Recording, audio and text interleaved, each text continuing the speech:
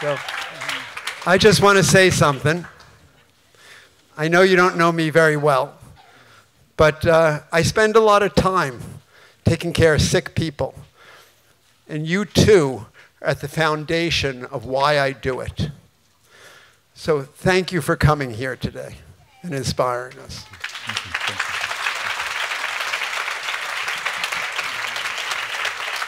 Thank you.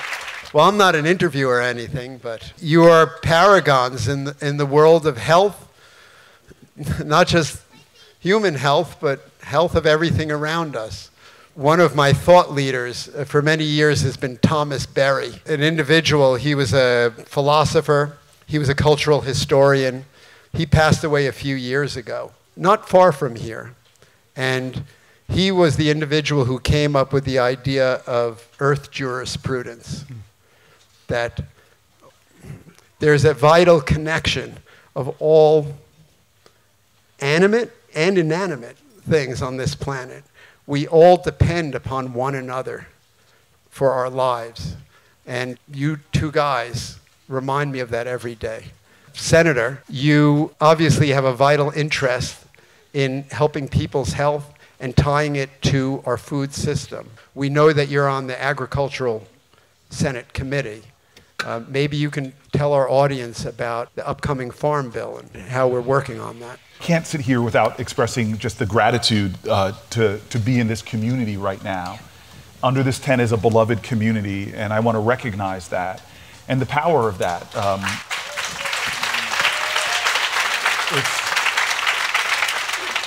We're living in a culture of contempt right now, and when you think about the great movements of America, from the suffrage movement to the civil rights movement, they didn't mark their activism by how much they hated. They marked their activism more by what they could build, how much they could create light.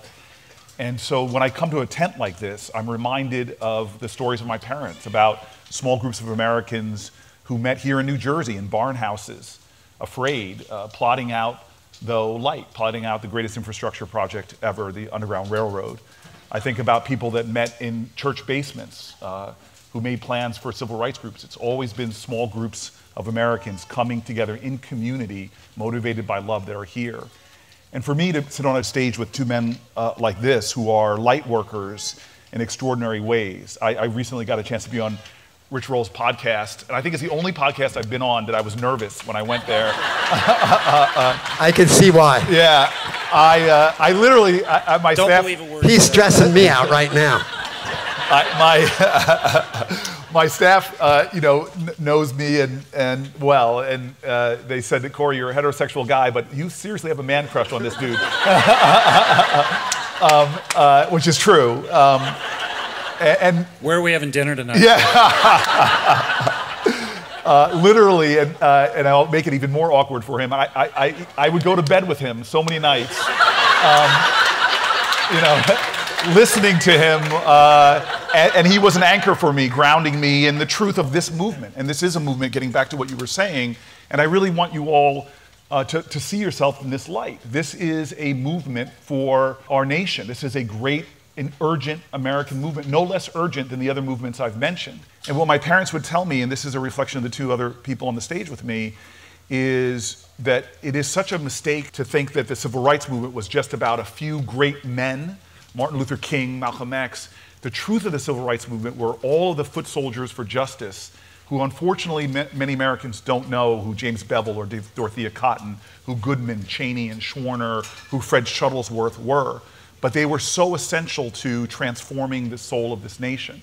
And so this to me is the most urgent movement. And I say that as a guy who went to bed last night, woke up this morning in one of our nation's poorest census tracts. For the last 25 years, I've lived in Newark, New Jersey, and chose to live in a community that is so rich, but yet is marked by material poverty, but this incredible spiritual strength. And I came to the conclusion that this movement is the most vital thing that I could be doing, because it was connected to every other movement of importance, whether it's racial justice, whether it's criminal justice, whether it's economic justice, whether it's environmental justice. And so what we're talking about today, I see every day in Newark, It is a life or death issue that's affecting our children. As the #1 killer of people in my communities, black and brown people, the #1 killer is diet-related diseases.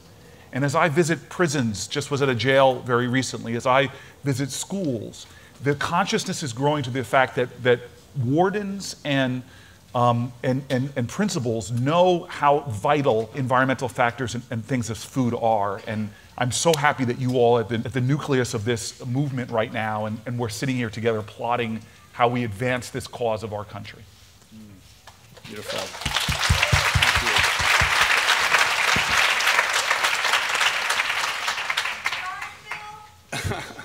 We'll get to the farm bill. We'll get to that. If I may, just to echo Senator Booker's sentiment, he is always speaking about the power of the individual. Every great movement, every revolution, every advance as a species, as a society, as a culture, has started with the hopes and the dreams and the imagination and the creativity of a single individual. And I think we're in a culture that sort of marshals us towards this idea of powerlessness, of victimhood, of feeling like we don't have agency in our life. And it is gatherings like this that remind us of our inherent power. You know, people have been coming up to me over the course of the past 24 hours, oh, I'm inspired by your podcast or your book, whatever. It's a great reminder to me because I feel like all of you are doing the real work.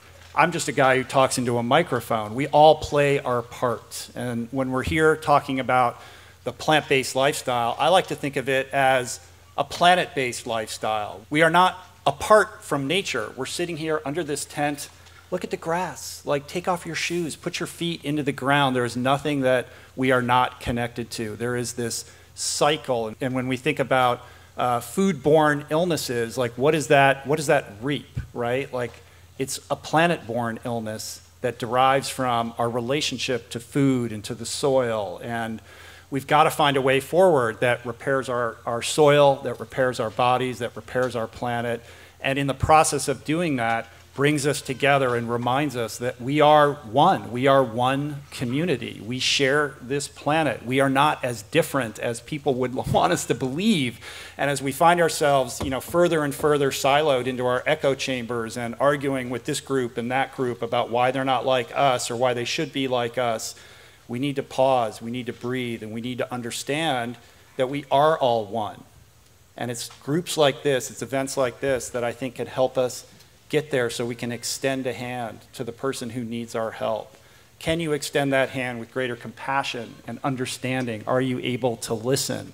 That is our only way forward. And the greatest way to do that is through food. Food is so powerful. Food is at the center of everything, from what ails our bodies to what heals our bodies, to what keeps us separate from our brothers and sisters, to what can bring us together. And so maybe we... Yes. So beautifully said. And so I definitely want to get into the detail of policy, but I think that this introduction, especially the words by Rich, are so important because this is going to be a long movement, and the urgency to have people that can sustain that moral imagination and come at it with the right energy. I said something on his podcast, which was one of my instructive moments of life, is when I was running for a town hall stage in Iowa about 4 years ago. I was about to jump up on the stage, and a big guy at the bottom of the stage said to me, "Dude, I want you to punch Donald Trump in the face." and I look at him and I go, "Dude, that's a felony." and that's not how we win. It's not how we win, by doubling down on darkness. And I asked him if I could tease him on the stage, and I did. You know, we didn't beat Bull Connor by focusing our energy on him. We didn't beat him by bringing bigger dogs and bigger fire hoses. What King and the artists of activism were able to do, like we are all foot soldiers, what that generation was able to do was to change the frequency from us versus them to just us. That's the competition of humanity. And so this movement has to be about not doubling down on darkness, but beginning to talk the light, not about hating or vilifying individuals, but more importantly, as King said, what we have to repent for is not the vitriolic words and violent actions of the bad people, but the appalling silence and inaction of the good people. The great agents of change were the folks that were able to expand the conscience of this country. And so the policy is vital, but you all know change does not come from Washington. It comes to Washington. It wasn't a bunch of men on the Senate floor in 1919 that got in a huddle and said, hey fellas, let's give women the right to vote. All right, break. That's not how it happened. It wasn't in the 1960s that Strom Thurmond finally came to the floor and said, I've seen the light, let's give those Negro people the right to vote. No, all of those came from us, from grassroots folks. So I'll go through a few policy things that are really weighing heavy on me and let you know that the sacred civic space in a democracy is our policy. It is our participation. When good people don't vote, bad things happen. And our political processes often, unfortunately, are marked by people who surrender to cynicism, like Rich said, to this belief they no longer have agency, the system is rigged, we're powerless. 5 years ago, I moved to the Farm Bill because a staff member of mine, Adam Zipkin, said to me, this extraordinary human being, vegan brother of mine, who said, you need to move to the Farm Ag Committee because everything you care about is there. And I laughed at him. First they laugh at you, then they fight you. And we immediately introduced a Climate Stewardship Act because I was blown away when I actually looked at the data. I have a lot of champions, extraordinary senators, Senator Whitehouse, Senator Schatz, who are climate champions.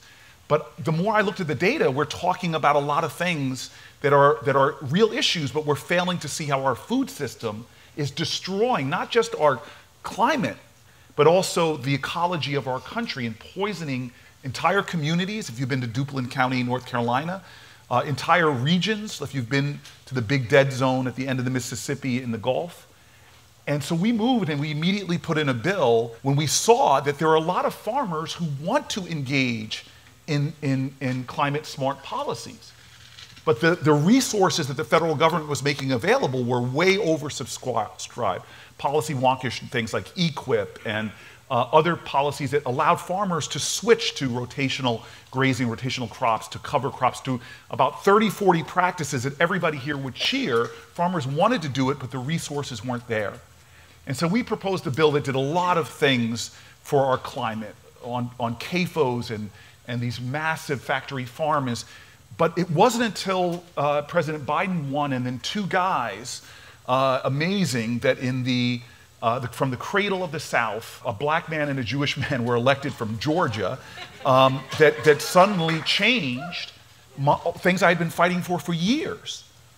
And we had this sudden opportunity to go to the Biden team and say, these programs, if you really are serious about climate change, we should massively invest in the programs that give farmers ways out of the traps that they've been in, because the deep grooves of American policy coming from the 1950s was all about how do we make cheap food that can stay on the shelf, commodities based. And so we got $20 billion into climate smart solutions, which now are having farmers be able to have access to the things that they want to do. And so I could go through a lot of very good things that are going on, but just to end on the Farm Bill right now, I always say that the second toughest lobby in Washington, billions of dollars are spent by corporations to affect a federal policy in ways that are mind-numbing to me. If there's anything that I think we should be doing to transform our democracy to make it more democratic, is changing campaign finance rules. And it's why, after a couple of years in the Senate, I became the fourth senator that says, I'm done. I will never take corporate PAC contributions, lobbyist money, pharma money, oil money, all of these things. As my staff said, you know, people question you if you take this money. I said, let's show a different way out. But the second biggest lobby in Washington, in my opinion, by far, after the defense industry, is big food. And they really have taken over control. And it's not farmers. American farmers, 70% are small farmers who are often out-lobbied by the big interests, who literally create systems, as we see with the National Cattlemen's Beef Association, where they take on policies that they're lobbying for in Washington, taking their money through a program called the Checkoff Program. They take the money of the small cattle people, and then they lobby for things that are against their interests, like fighting country of origin labeling or fighting against processes. So this is not people that represent the farmers, the American small farmers. They're people that represent big multinational corporations who are taking over every element of our food system and want to protect the massive subsidies that go to the foods that are making us terribly sick. And that's the craziness of this system, is that we have a system where our tax dollars are being used to fund a sick system that's hurting our environment, hurting farm workers, hurting our ecology, and ultimately hurting end consumers. Because in communities like mine, my kids walk into a bodega and they see a Twinkie product cheaper than an apple, or a dollar meal at a fast food restaurant that's not the true cost of that food. And ultimately then, because that's the available food, it creates a system where we subsidize again the healthcare costs of a country who now 50% of our population is diabetic or pre-diabetic. It is a terribly broken system. And so what our strategy with this farm bill, knowing that we would get opposition on both sides of the aisle, was to see what kind of bipartisan coalitions we could create to throw small ends of the wedge further into this broken system, to start to try to show this processes. So one is protecting all that money, because as you all know, the House of Representatives, controlled by sort of extremes in the Republican Party, want to claw back all money. So that $20 billion we got to those systems, we're fighting to preserve it. It's fighting to expand programs or stop them from being cut, like one with a name that, again, who names things in Washington, Gus Nip program. Well, what is the Gus Nip program? It gives you double bucks for your food stamps if you go to a farmer's market or other places where you can get access to fresh fruits and vegetables. I've seen African Americans in my community reverse their diabetes, reverse their gut issues, because of programs like this that afforded them greater access to healthy, fresh fruits and vegetables. And so this farm bill for us has a lot of sort of narrow policy wins we're trying to get that could further advance this cause and this movement. But I'll end with saying that the reason why the champions on the stage and you all are so important is because my team and I, we keep saying this to ourselves, singles and doubles, the art of the possible. But it's this kind of gathering that's going to expand the art of the possible. Go from having someone standing in a state house door and saying segregation now, segregation forever, to just a matter of months later, policies like that being transformed because of foot soldiers in the movement that continue to show the light and that there's a better way of doing things.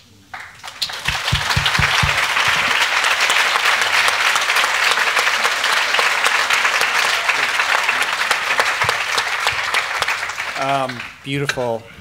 I can't help but think or see the similarities between what imperils our farmers and what imperils our doctors, right? The doctor who gets into medicine to be a healer only to be beaten down by a system, an infrastructure that doesn't lend itself to that type of practice, and the farmer who gets into farming because he wants to provide, or she wants to provide, healthy food to his or her community, only to be worn down by, you know, the big ag system that ostensibly turns a lot of people into a modern day version of a sharecropper, right? These are good people trying to do good things, and we need a path forward so that they can actually practice what it is that they've always dreamed of practicing. And while Cory is doing the work that he's doing on Capitol Hill and making advances, I think at the same time, we need to look to everybody. We need to look to the private sector and the nonprofit sector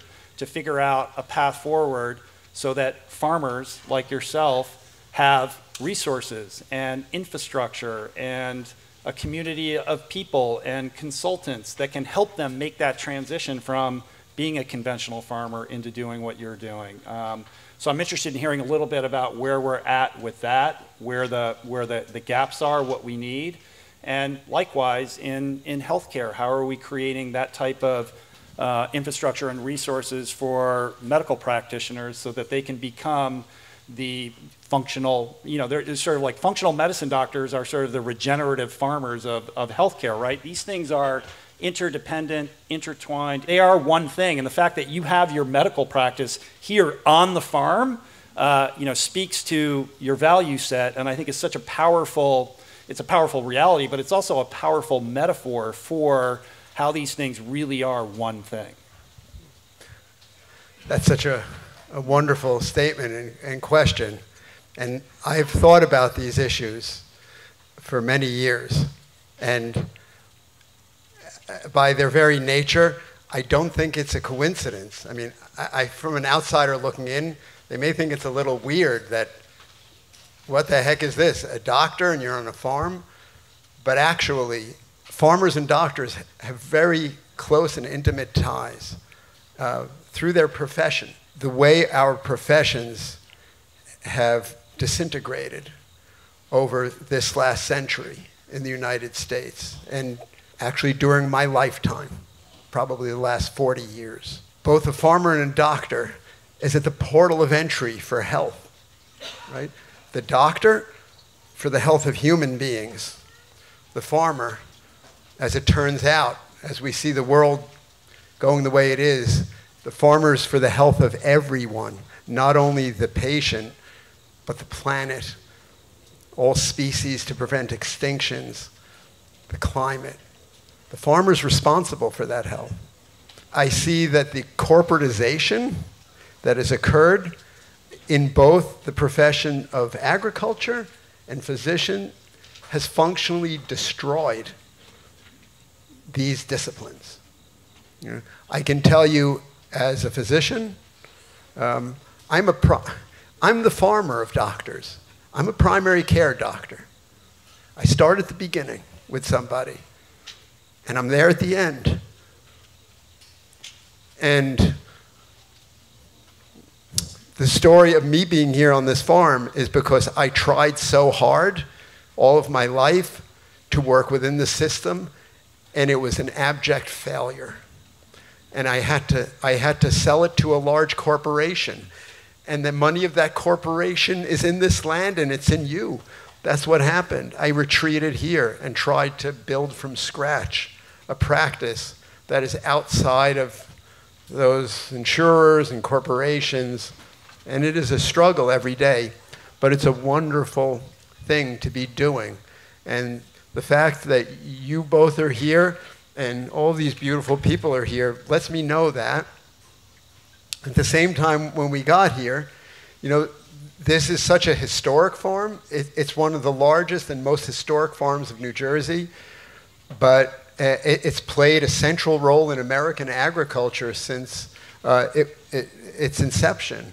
But it's been devastated by federal agricultural policy, by corporate agriculture for the past 3-4 decades. When we got here, we had to find a way to somehow start in the wilderness on this desolate place, you know, where there was nothing here that would allow us to help human health. There was nothing. Even the soils, although there are the best soils in the United States here, they were like orange concrete. They were completely destroyed by the cycle of corporations and policy. So when I see the farmer, Farmer Nora, if you are here, Nora. So Nora is, and Nick, is Nick here? So, and our other farmers?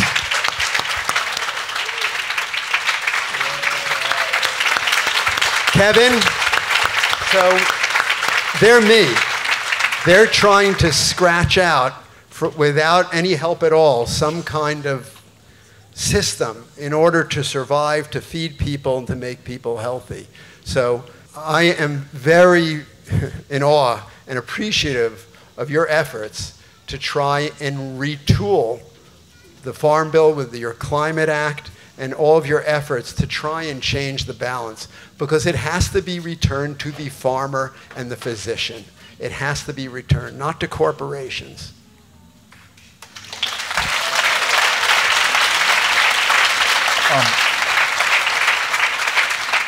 So the thing that folks don't realize is we have a commodity-focused farm bill. So only 7% of our ag subsidies actually go to the food that nutritionists and doctors will tell us to eat.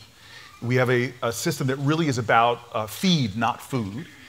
And doubling down on that, is all the attendant things that are in place to support that put farmers who want to do it differently really in a tough situation. And so some of those things are like trying to get insurance, trying to get the federal programs that access a lot of farmers but can't be accessed by a lot of people who do so-called specialty crops, which is what we call all the food we eat, basically. These are the programs that are small that we need to change to begin to support farmers. We have a crisis right now in America. Because of the challenges of farming in the kind of ways that we would all want to celebrate, we have people leaving the farm industry as corporations continue to gobble up more and more land. We've put in bills to try to stop big corporations from buying land, or to stop American farmland being held by corporations, or American farmlands being held by the kind of Wall Street groups that are not interested in the kind of farming. They're really interested in a money play. And so we've got to create a system that's attenuated to the kind of farming we want, and that will help to return more people to the land to do that farming, as opposed to what's happening right now is farmers are leaving, their suicide rate is significantly higher than ours. And I want to turn it to Rich, because I had a conversation. I just finished my 21 county tour of New Jersey, where I traveled the whole state, and I met with a lot of farmers, and I had this incredible conversation with this amazing family that's been on their land in New Jersey since the 1700s. They've been able to, every generation, be able to make it. And I've seen painful realities in the Midwest of people who had the Homestead Act deed on their wall, but there was the family that was losing the farm because they were being squeezed. The input costs were going up so much, and then the corporations had all consolidated. Their father had 5 people to sell to, they had 1. But this guy was interesting because, again, this idea of vilifying people, he was a guy that used glyphosates and did it the way, and I said to him, well, have you heard about other people that are finding this? I go, I've got one farmer in the Senate, a guy named John Tester, who, when he switched to organic farming, he started making more money. And this was a proud, incredible New Jerseyan, great American, who just said to me, well, I don't know. He didn't have knowledge of how to do it a different way. He felt this was the way we do it, and explained to me all the things why glyphosate was this great breakthrough when it came to pesticides. And so I've heard you on your podcast talk about like connecting people to those who are doing it right, and the examples we have, the thousands of light workers out there that are showing there is a different way for the farmers that feel stuck in a system that is polluting our soil. Yeah, I mean, I think that's the core thing, right? How do we get the word out? How do we allow or create a situation where people can see a different way forward? A path to profitability, to economic sustainability, but also a greater path towards meaning and purpose. Obviously, these farmers, like, they love their land. They want to be able to produce healthy food. They're in a system that is very limited in what it allows them to do, and also limited in the kind of information that they're being provided about how it can be done and how it can't be done. And that's why I think what you're doing here is such a powerful example, not in and of itself as a success story, but also as a new story. There is nothing more powerful than a story well told. Cory is a master storyteller. He understands that a story well told will be much more impactful in moving the needle and how people see themselves and see the world than a sheet with a bunch of statistics and facts. The statistics and facts are important, truth matters, but change is an emotional response to a situation, and story is the catalyst towards that change. For the person who's suffering, who can't see a way forward, it is, examples like what Dr. Weiss is doing here and other examples across the world that stand in contraposition to that kind of hardened conventional narrative about the way the world is, without imagination around the way that it could be. We all have the ability to tell a story and to be a storyteller, and we're in a time in which it's never been easier to get a story out into the world. We heard a little bit yesterday about how not so long ago it could take years or decades for a new story to emerge, but now we have supercomputers in our pocket that allow us to be storytellers every single day. So what is our responsibility towards telling that story, and what is our calling or our responsibility to become better storytellers as stewards of a mission and stewards of a new way of being, of living, and a new vision for the world? It starts with our imagination and the story that we're sharing with the people we care about and the broader communities around us. So let me ask you a tough question. So I always tell people, if everybody in your coalition agrees on everything, then your coalition isn't big enough. It isn't. And you have to find ways of finding common ground. I've done it with Republicans across the aisle on a lot of these issues even. Chuck Grassley is really working with me on trying to take on these big cattle beef conglomerates. So I guess my tough question for you is, like, again, you've been a vegan guiding light for me as well. You know, all this stuff I've gotten over the years about where's your protein coming from and all this kind of stuff, you know. For years, you've been my I send podcasts to people in arguments, like, you know, listen to this one by Rich. Yet my office is in coalition with ranchers, independent family ranchers. I remember the first time I went to Duplin County and saw the horrors of these big, massive lagoons of feces from pigs and what it was doing to African American communities. My instinct was to get angry at those contract farmers until I learned about, with empathy, what they're going through and how they're trapped in, as you said, sharecropping. So I guess as a guy who, I know where your values come from because I've been listening to you for years, but how do you think about it in terms of creating coalitions with people that may not have the same diet as you, may not vote the same way as you do, may come at it from a different direction, and how have you been able to create, because you're a weaver, a sort of a stronger fabric to go about making change? Yeah, that's a great question. Maybe that is the question, right? And as I was kind of sharing yesterday, we're under this tent, but we're all basically of a like mind, right? And we can leave this experience and go home and feel good about ourselves and our in-group.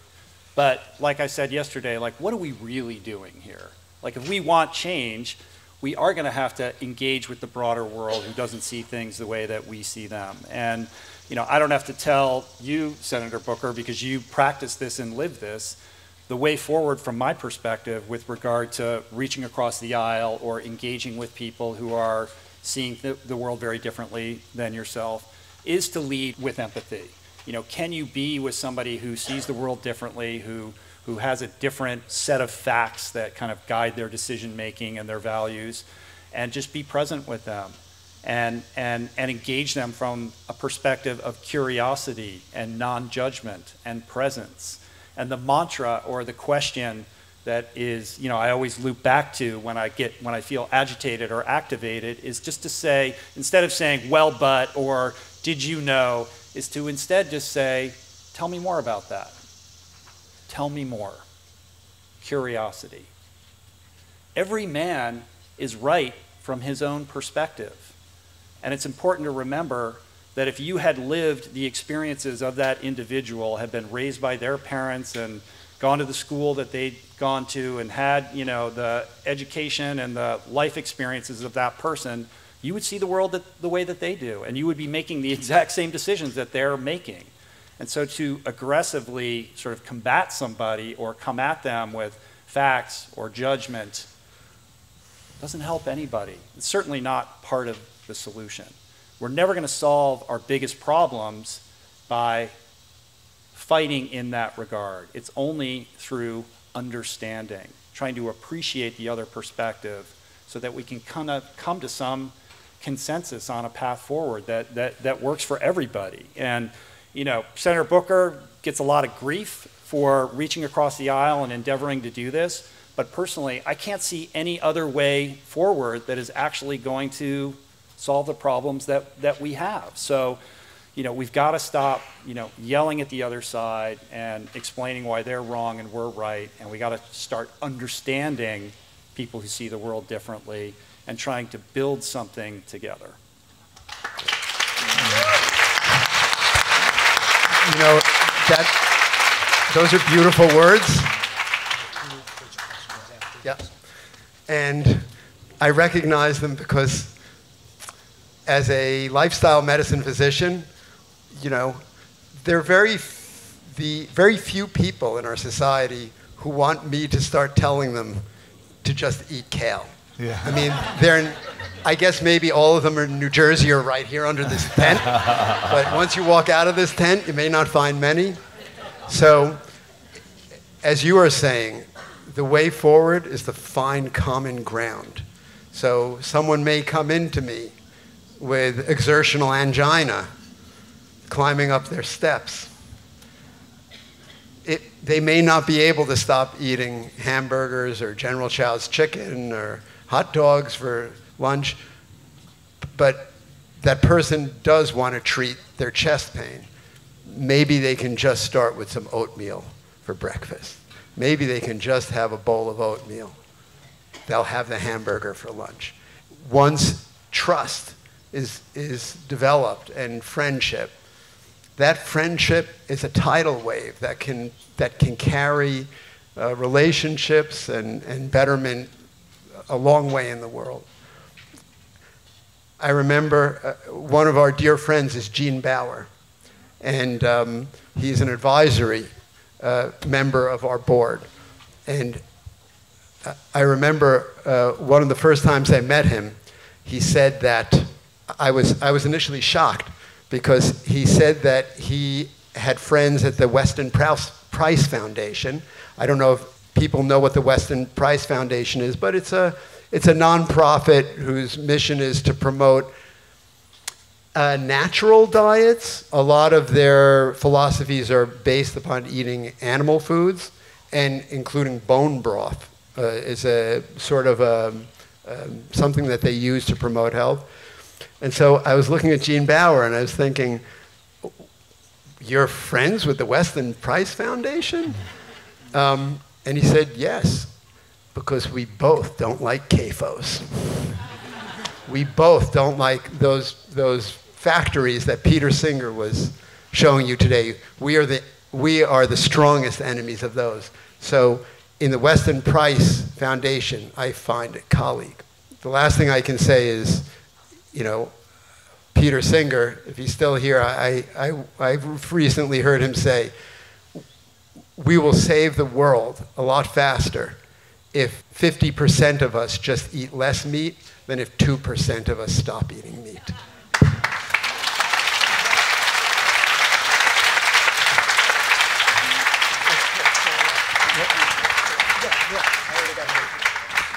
Okay, as you know, we're going to do questions and answers, but we're going to limit it to 2 questions because Senator Booker is incredibly tight on time. But you made it, man. You did it. You did it. You did it.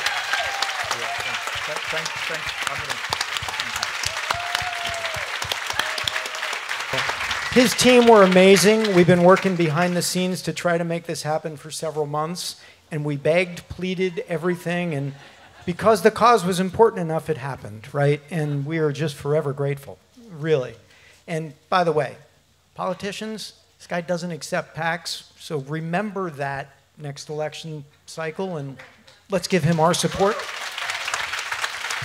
I want to call up the first question. We're going to have 2 public questions. The first question I really want to queue up for Saul Batista, right? He's on the Ethos board.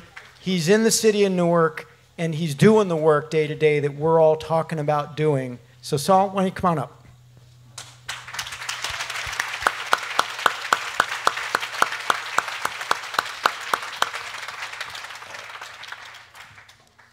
Hey, thank you.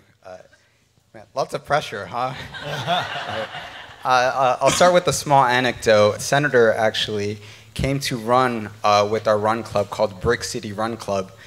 For those of you that don't know, Newark is colloquially known as Brick City, and so January 1st, the senator, he took time out of his busy schedule, and he actually ran many, many miles with us. He smoked me, actually. Not true. Yeah. Not true. And again, I'm just really grateful to you and your team and Hannah Mori for, again, coordinating all of that and joining us. Thank you. And allow me, in the back, Hannah and Veronica are standing together. They're the two women that run my world.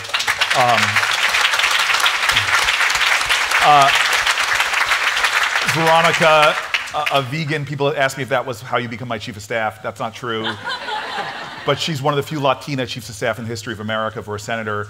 She's a doula, she does Reiki, if anybody wants some energy later, and be careful because she might actually read your tarot cards too. And then next to her is Hannah, who's my state director. These are 2 extraordinary women of color. Hannah is the reason I'm here today. We knew we had to be here, and so she rearranged my schedule to make it work. Thank you very much, Hannah. Thank you.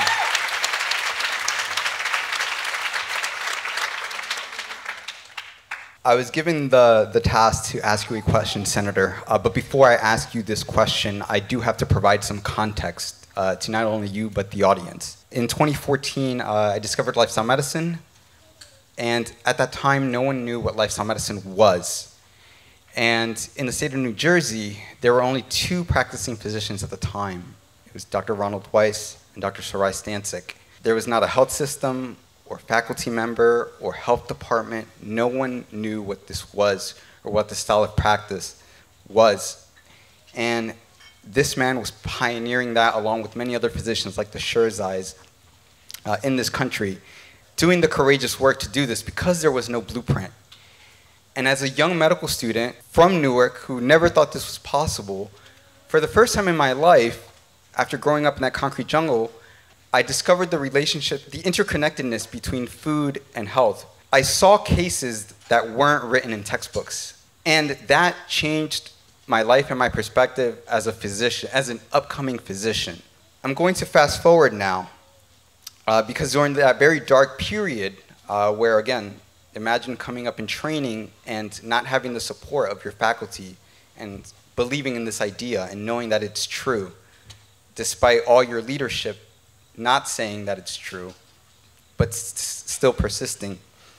And I remember you in January, you said, persist and do what you think is impossible. I remember you said that to us in January. So I'm going to fast forward because Dr. Weiss in January, he said, he pulls me into the office. He said, Saul, we've been trying to do this. I've been trying to talk to Robert Wood. I've been trying to talk to the Newark Health Department. I've been trying to talk to NJMS, Rutgers NJMS, and it just doesn't materialize. How are we going to do this? And I said, Dr. Weiss, the pieces are all there. Like, we just have to put them together. In New Jersey, the solution is here, and we just have to put it together.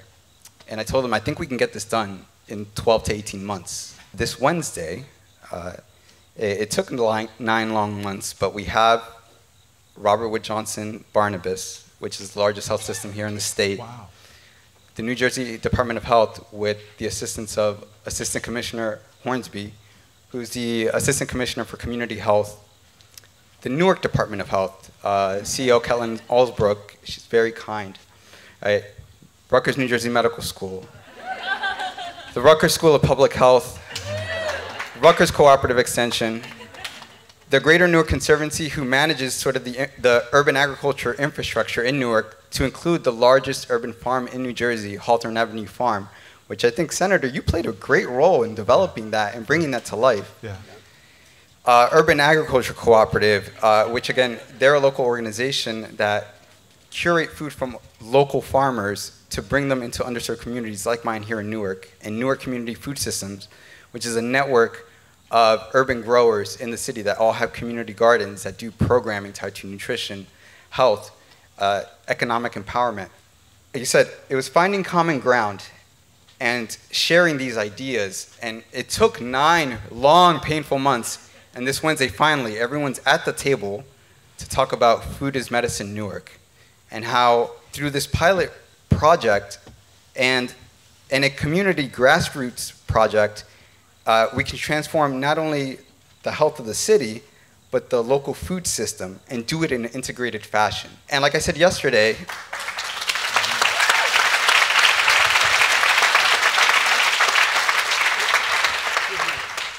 and I just want you to let you know, because Saul won't tell you this, he is the weaver. Yes. All of these 8 components that we counted were in their own silos. I mean, they were kind of aware of each other, but Saul Batista wove them together into this unified team that will now talk about food as medicine. Yeah, so powerful.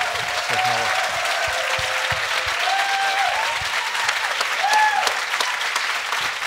Thank you. Thank you. And so they're finally associated, and we have everyone together. This requires community. And I told Dr. Weiss, Dr. Weiss asked me, Saul, what's the answer? And I said 4 words: boots on the ground. A veteran, he knows.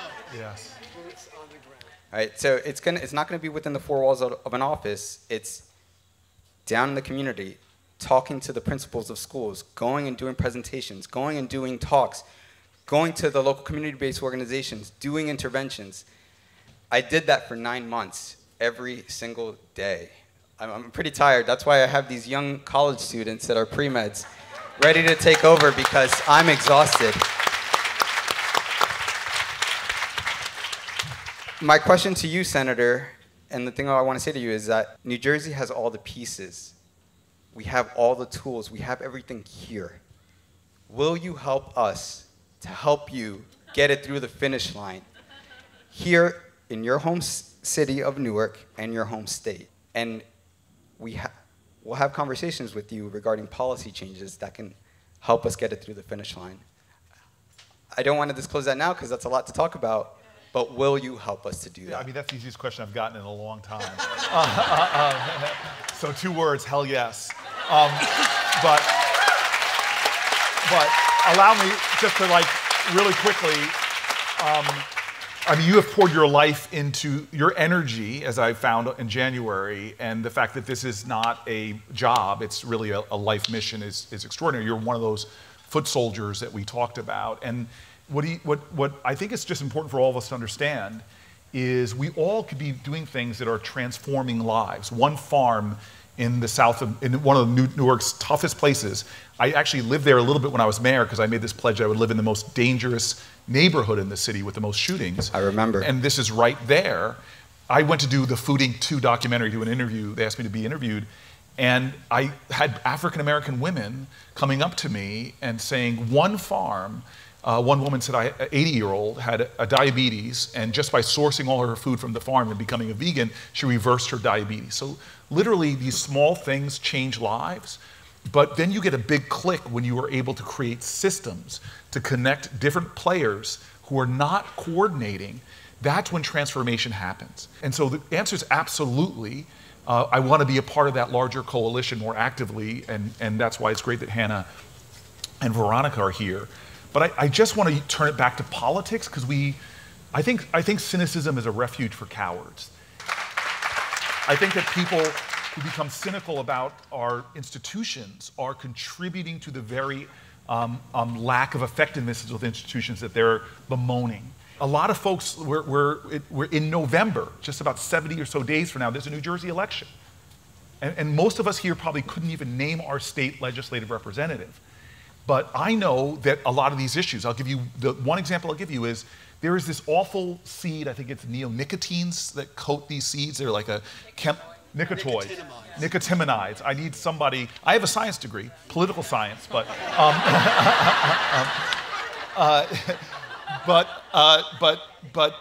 so it's been banned in other countries. My staff is going after it on a federal level, but changes made in the states. So who our legislators are depend for me who I can go to that gets this stuff and who's going to be controlled by the lobbies that are going to try to prevent us from banning that in the state of New Jersey. Everything we do matters. We have no right to assume otherwise. And when we surrender to that cynicism, to the sense that, again, that Rich has sustained my sense of hope by restoring my spirit, we've got to make sure that we understand more of what's going on and the roles that we can play. And as people like you that expose that to all of us and to me, that help me be more effective in my work and my life cause. So thank you.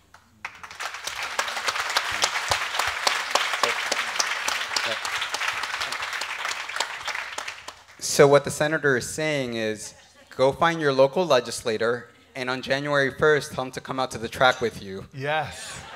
Yes.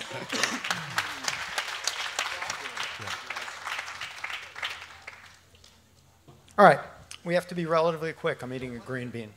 We've got one right in front. Go ahead. Yeah. Hello, Senator Booker. Hello. I specifically asked him to find some bald people to ask questions, not people that make me feel terribly inadequate. But go ahead. Go ahead. My name's Mark. I'm from North Carolina. Oh. I have a small regenerative vegan farm down there, a veganic farm called Flow Farm. And I think everything does begin at the community level. And the community level needs to aggregate, and the state level and the federal level are our representatives and our leaders through participatory governance, through storytelling, through sharing. And we've got the great Reverend Barber, who has inspired our community and has done so much to build coalition to empower. I'm going to be with our hopeful new governor, Josh Stein, on Thursday. And each of us in our own states have their people that are standing up for the integrity, for what is possible. So what would you like to offer to all of us from different states as to what can we say to our Josh Steins in each of our states, but North Carolina in particular, on Thursday that you would like to see happening at the state levels? So I'm a son of a North Carolinian. My dad's from Hendersonville, North Carolina. I went to North Carolina Central University. I owe everything that I am to your state and the people that, as my father called it, a conspiracy of love. These black folks and white folks that were invested in a kid that grew up terribly poor to a single mother who couldn't take care of him. My father was sort of raised by a community of people that wouldn't let him fail. And so I love your state. It's one of the more beautiful, it's one of my top 5 favorite non-New Jersey states. You're right, everything starts with those small groups of people, as I said before, whether it's in a farmhouse or a church basement or what have you. Every movement is about folks understanding their power and getting involved. And so I would just say, I don't know what's going on now. There's been legal cases to take on the CAFOs and the horrific things they're doing to disproportionately African-American communities in counties like Duplin. There are efforts going on to create more resources for the kind of farming that you do. So the biggest thing I would say is finding a way to get good people who are across the political spectrum to understand what's going on so that you can find strategies that will make big changes in your communities. And that's what I've seen throughout my life, is that people just knowing what's going on can make a big change. And the story that, again, everything I've said, my staff told me, why are you going to do this? Have people listen to Rich Roll's podcast and your interview. There was one white guy sitting on a couch in 1965 who didn't understand his power, but was shocked to see people getting beaten physically, viciously on the Edmund Pettus Bridge. He decided he couldn't change the world, but maybe he could make a small change. And so he got involved in New Jersey and helping people who were trying to move into white neighborhoods. And he got this great system where he would have white couples follow black couples around who were trying to buy houses in the white communities in New Jersey. And the black couples would be told the house was sold, the white couples would find out the house was still for sale. And 4 or 5 years later, they got really good at it. And a couple was moving up from the South, and they were getting turned away from houses in all these places with great public schools. So they put a white couple behind them.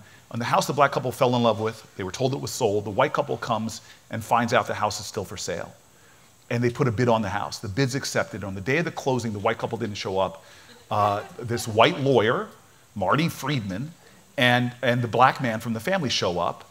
The real estate agent doesn't sell them the house. He gets up and punches the lawyer in the face, Marty Friedman, and sticks a dog, a Doberman Pinscher, on the black man. Horrible fight. They escape, legal back and forth, but eventually the owners of the home are so embarrassed they sell directly to the black family, and they become the first black family to move into a part of New Jersey up in Bergen County. And then 41 years later, the baby in that family becomes America's 4th black person ever elected to the United States Senate, me. And so I'm just saying to you, people underestimate that. That one white guy getting off of a couch set into motion things that he could take a lot of credit for, all the things I'm doing based on the privilege I got to grow up where I grew up. So please activate people. Great leaders are not the ones that stand up and get everybody to follow them. Great leaders are the ones that inspire people to realize that they themselves are leaders too. Okay, one last question. Who wants it? Hi, thank you for taking the time to come here today. I'm wondering if you're doing any other advocacy regarding the SNAP cuts that have happened during the Farm Bill. I know some people that are getting $16 a month to live off of for food. This is the state of Washington, D.C. right now, which is you have a lot of folks who believe that we're fighting against a government shutdown right now, And so you have a House of Representatives with a leader who's very much beholden to the far right wing of his party, who just wants to cut programs. We have a budget deal that should make us fund the government. All the four corners agreed to it. The president, Mitch McConnell, Chuck Schumer, Hakeem Jeffries in the House, and the Speaker all agreed to a budget deal with top-line numbers. And now the House Republicans are reneging on that because of this far right wing. And they're trying to extract agreements that are ridiculous, have nothing to do with our fiscal prudence. They're trying to extract agreements like, you will agree to start impeachment proceedings against the president. This is the kind of, I think the political science term, this is the kind of mishigas going on in Washington. But what people want to get upset right now, but where were the people that weren't understanding that we're 5 votes short from having the majority in the House, which means we're 5 seats. There are lots of folks who are supporting this craziness that Republican House members that won in districts that Biden won. That's how narrow we are as a nation right now between the common sense you're seeing in a bipartisan way in the Senate and the kind of radical anti-democratic stuff that seems to be going on right now, exhibited by some of the people in the House of Representatives, that we have to figure out how to do something about. And so that is the concept of SNAP. We felt, the people in my caucus on the Ag Committee felt that we had secured all the SNAP funding. We may not be able to get the increases we want, but now those top-line numbers are really in jeopardy. And so a lot of my Farm Bill strategy is defense, try to protect what we have right now in hopes. But I want to tell everybody in this room, and again, this is, like most people in this room might not know, this tent might not know, that America right now is on the edge of a cliff that scares me. Because in the Inflation Reduction Act and during the COVID years, we pumped a lot of resources towards childcare in America. They got 3 million more children access to high-quality childcare. Now, we're this strange nation that doesn't understand the most valuable asset we have in a global knowledge-based economy is the genius of our children. And yet we don't invest in children in America till they get to be 5, 6, 7 years old when we say, okay, we're funding public schools. But not having universal affordable childcare in America is actually an economic detriment, because kids that are in high-quality childcare do better in life, produce more growth for your economy. And so we're on this cliff right now where, as of this month, New Jersey's going to, because we invested in it, it's going to not, our cliff doesn't come till the end of this month, but millions of kids are losing the funding they need, which means people are going to roll out of childcare. Now, I sat in New Jersey, in Passaic, last week with a woman named Gloria who's got her child in the childcare because of the tax investments we've made. Now it freed her up to go become a nurse, a healthcare professional. So she's in training right now to get a better job because her child is safe at home. She says, if I lose this and my kid, and we can't afford childcare, I have to stop out of school, stay home with them. It has a multiplier effect in disastrous ways. But most of us don't know these issues. So I am, again, as the only United States senator that lives in a black and brown community below the poverty line, I know the power of these programs, and I will fight for them all the time. But the problem with me is that when it comes to Novembers, I really have a hard time motivating people to understand what is on the ballot, that SNAP is on the ballot, that childcare is on the ballot, that actually investments in climate-smart solutions in agriculture is on the ballot. And I know this is the last question, so I'm going to end because I really want to pivot to the man in the middle. Rich Roll has gifted me a lot of things in life, but one of the things he's gifted me most, and I haven't said this to him yet, is the power of vulnerability. Like, I didn't know that this really conclude this until years of listening to him very movingly tell your own personal story of addiction and the lows that he hit, the brokenness that he has, that we all probably all have brokenness within us from our struggles. There are hidden pains in this room. There are people hurting right now. Somebody here has a family member with Alzheimer's or dementia. Someone here has a personal health challenge. Someone here is struggling with addiction. And what I realized through Rich Roll is that he's on these podcasts telling these personal stories about his life that gave me more courage to talk about my own failings and my own faults and realize there's tremendous strength when you open your heart, when you show your hurt, you show your pain, you show your brokenness, you show your imperfections, and you realize, as Gwendolyn Brooks says, where our strength comes from is understanding we belong to each other, that we are each other's harvest, that we are each other's magnitude and bond. I have had experiences that were traumatic in my life, especially with gun violence, trying to stop people from bleeding to death or a child from bleeding to death, of seeing the tragic loss and the tragic hurt. If America hasn't broken your heart, you don't love her enough.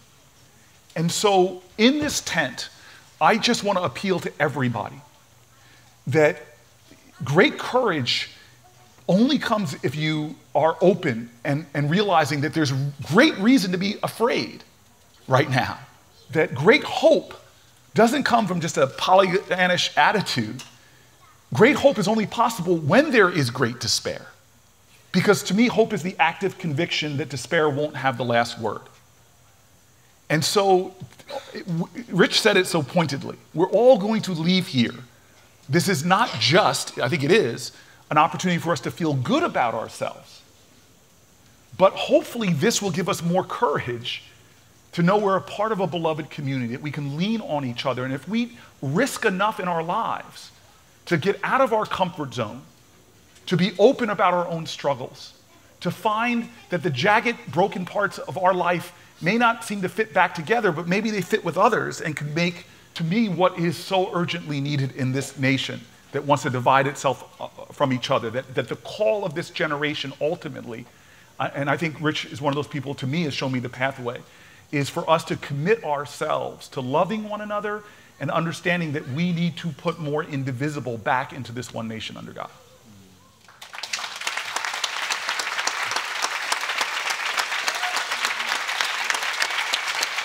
Thank you.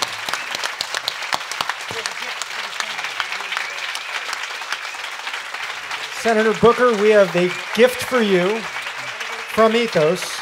You're going to need help carrying it. There's a lot of stuff here. Appreciate you. So, in my childhood, I'm a son of Patterson. In my childhood, in Patterson and Bergen County, New Jersey, was a leader in the production of all the garden basket crops. Here are some of them from this farm. Oh my gosh.